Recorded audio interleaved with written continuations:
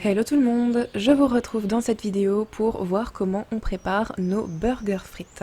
Alors c'est parti, j'ai épluché quelques pommes de terre, je vais maintenant les passer au coupe-frites. Donc si vous n'avez pas cet ustensile, vous prenez tout simplement une planche avec un couteau, vous coupez des tranches de pommes de terre, puis vous coupez des petits bâtonnets. Alors la seule chose c'est qu'il faut essayer d'avoir des bâtonnets de la même taille et de la même forme, avec environ 1 cm de côté. C'est la taille parfaite pour une bonne cuisson. Une fois que mes frites sont coupées, je vais les passer à l'eau. Alors pourquoi je fais ça? Parce qu'il y a toujours un dépôt sur la pomme de terre quand on l'a coupée, donc on peut voir que l'eau est trouble. Si je ne dis pas de bêtises, il me semble que c'est l'amidon. Du coup, je vais rincer toutes mes frites, puis les déposer sur un torchon pour les sécher. Donc elles sont toutes passées à l'eau, je tamponne un petit peu pour bien absorber toute l'eau et je vais les laisser de côté en attendant de les mettre dans la friteuse. D'ailleurs, on met la friteuse à chauffer. Ensuite, je vais m'occuper de la mayonnaise. Donc pour ça, je prends un jaune d'œuf et pas de gâchis avec le blanc, je le mets dans mon saladier avec la viande hachée pour faire mes steaks. Ensuite, je prends de la moutarde. Donc là, il faut faire en sorte d'avoir la même quantité de moutarde que de jaune d'œuf. Donc on prend une cuillère environ pour qu'elle fasse la même taille que le jaune. À vue d'œil, bien sûr. Ne vous embêtez pas à peser ou quoi que ce soit. Je vais ensuite touiller pour avoir un mélange homogène. Et c'est là que va commencer le plus difficile. Ajouter l'huile petit à petit pour avoir une bonne mayonnaise. Donc ce que je vous conseille pour qu'elle prenne, c'est d'ajouter un petit filet d'huile, puis on touille, jusqu'à ce que l'huile ait totalement disparu dans le mélange. C'est ce qu'on appelle avoir un mélange homogène. Donc dès que vous avez un mélange homogène et que vous ne voyez plus l'huile qui se sépare du reste, c'est que votre mayonnaise est bien et vous pouvez continuer comme ça jusqu'à obtenir cette texture.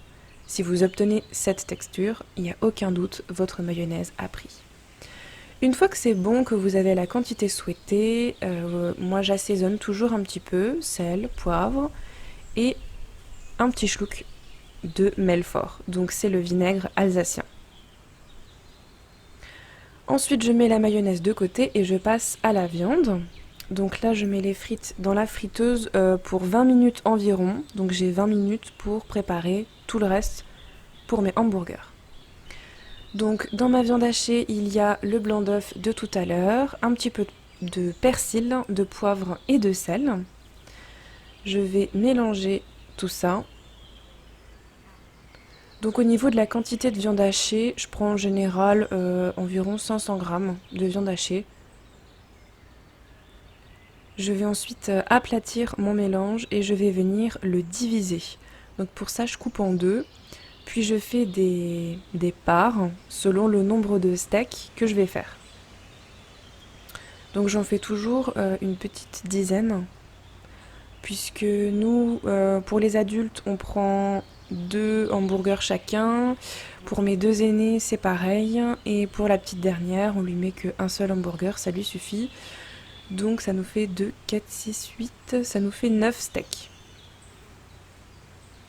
Donc là, j'ai bien coupé mes parts. Je prends ensuite le couvercle d'un bocal style le parfait. Donc j'enlève en fait la ferraille qui maintient le couvercle et je récupère juste le couvercle. Je vais ensuite prendre une part de viande hachée.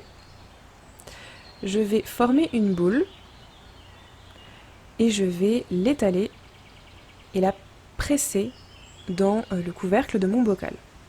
Donc à ce moment-là aussi, mettez une poêle à chauffer pour pouvoir faire vos steaks. Du coup, là j'ai retourné le couvercle sèchement et mon steak est tombé, formé. Donc là j'utilise un vieux papier cuisson pour pouvoir poser tous mes steaks dessus.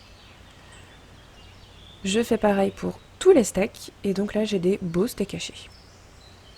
Ensuite, je vais préparer des oignons, donc puisque nous aimons ajouter des petits oignons, donc je les mets à chauffer avec un petit peu de beurre dans une poêle.